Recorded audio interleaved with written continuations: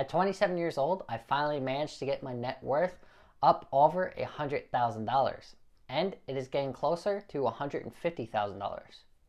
If you watch other YouTubers in the business and finance niche, this might seem pretty underwhelming.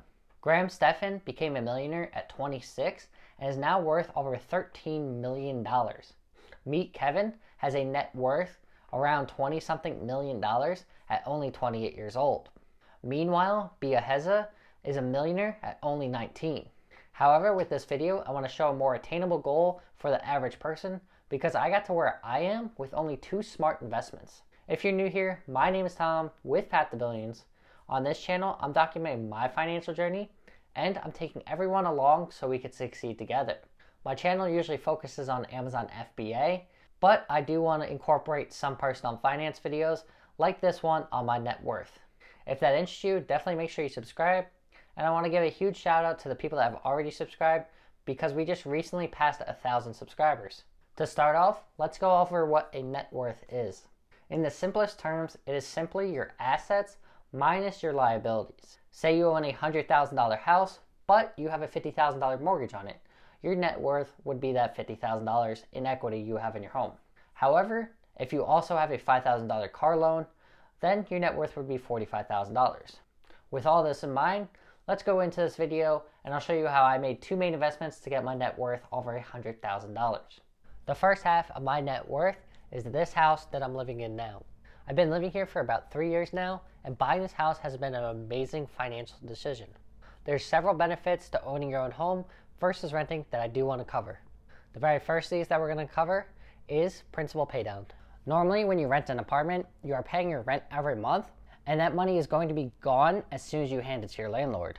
With owning your own home and having a mortgage to own that home, you are actually partially paying yourself. That is because part of your monthly payment is what is known as principal paydown, which is going towards the equity of your home. The reason for this is because part of the monthly payment you are making is known as principal paydown, where you are paying down the original balance you borrowed to purchase the house. That money is going directly into the equity you have in the house. This is why some people refer to having a mortgage as a forced savings account. After principal paydown is appreciation. While an apartment does appreciate value, the only person benefiting from that appreciation is your landlord. That is because when you decide not to lease again, your landlord can go out and charge a higher rate for the apartment that you just left. Combining principal paydown with appreciation on the asset that you own can be an amazing thing for your net worth. Let's say you own a home worth $100,000. You have an $80,000 mortgage. Every month you pay your mortgage, let's say $100 of that is going towards principal paydown. So every month your net worth is increasing by about $100. Then let's say after a year of ownership, your home appreciates in value by 5%. So your $100 a month plus the $5,000 in appreciation over that first year, you have increased your net worth by $6,200 in a single year just by simply owning your home instead of renting. This is why, generally speaking, homeowners tend to have higher net worths than people who rent. For my own situation, I bought this house for $330,000 and I put 10% down. So the down payment was about $33,000. After 3 years of owning the house, my outstanding balance on my loan is about $280,000. So that's another $17,000 in principal paydown right there. When it comes to appreciation, it does get a little bit more tricky. In the beginning of this year, with everything that was going on in 2020, I was thinking my home value might be about $350,000 to $375,000. However, at the end of 2020, with real estate outside of cities doing really well, I've been seeing homes in my neighborhood with similar square footage, bedrooms, and bathrooms now breaking into the 400s.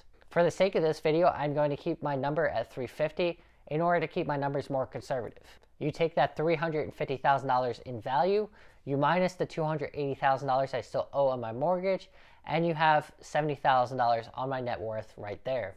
If I could sell my house for $400,000 or more, you could be looking at over $100,000 in net worth just from the equity of my house. But as I said, I'm going to keep it at $350,000 just for argument's sake. Let's move on to the second investment I have. That would be my Roth IRA.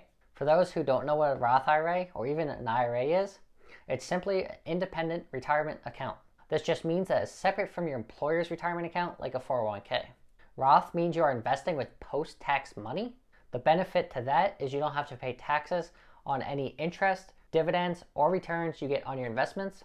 You also don't have to pay taxes on the withdrawals as long as you meet the withdrawal age, which is 59.5 years old. I started my IRA about 5 years ago, and I've since maxed out the annual contribution by doing automatic monthly withdrawals. This is one of the most important tips I give right now about saving and investing. Make it automatic so it's like you never have that money in the first place. This is one of the benefits of a mortgage that I was mentioning earlier, which is the idea of a forced savings account. So when I started my IRA, the max annual contribution was $5,500 a year, and has since been moved up to $6,000 a year or $500 a month. This means every month I am automatically investing $500 into it, and I am letting the interest compound over time. Just a quick note that an IRA is a brokerage account, so when the money goes into this account, you are going to have to invest it in something. After 5 years of doing this, I've invested nearly $35,000 into this account, and I've since gotten about $30,000 in returns. You'll see these numbers actually work out pretty similar to buying my house. I invested $30-ish thousand and got over $30,000 in return. You'll also notice I've been consistently investing, whether that's through automatic withdrawals for my IRA or just paying down my mortgage every month.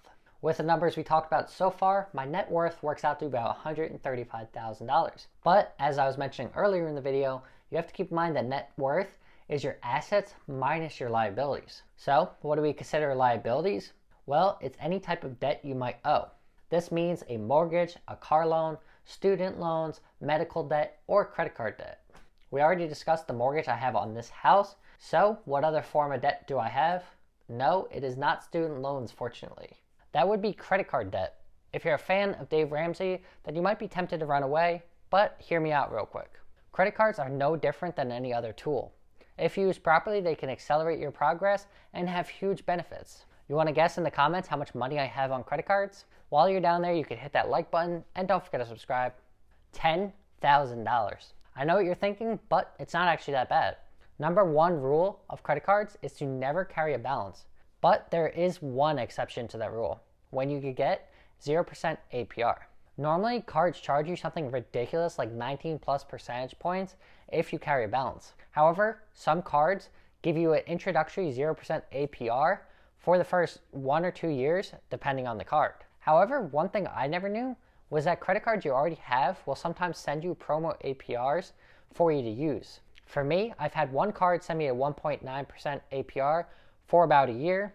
Another card sent me 0% APR for about 9 months. And I just recently had another card send me a 0% APR for 7 months. Those first two promo APRs I mentioned are coming to a close soon, so I'm paying off those balances and putting any new charges on the other credit card that has 0% for 7 months. Why am I even willing to carry a balance in the first place?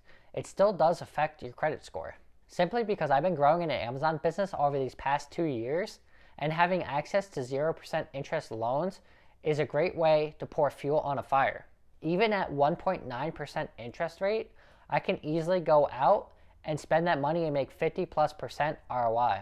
Meaning every $100 I charge for those cards, it's going to cost me $2 in interest, but I could then go out and make $50 in profit from the items I'm selling. So $135,000 in assets minus the $10,000 in liabilities, not including a mortgage in this, and I have a net worth of about $125,000. This was all achieved over 5 years with 2 pretty simple investments, and most people can make these investments. Unlike the YouTubers I had mentioned in the beginning of this video, I didn't get my net worth from investing in real estate or starting a business. Simply paying yourself first and living off the difference can really set you up for retirement.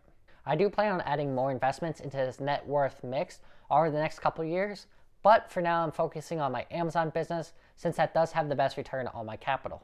If you're curious about the returns I get in my Amazon business, check out this video up here I did all about a $5,000 wholesale order I placed and sold on Amazon because I go behind all the numbers. I'm actually working on a $6,000 wholesale order now, and I want to make a video about that one as well. So make sure you subscribe and turn on notifications for when that comes out. If you appreciate the transparency behind this video, definitely drop a like and leave a comment down below. As always, thanks for watching.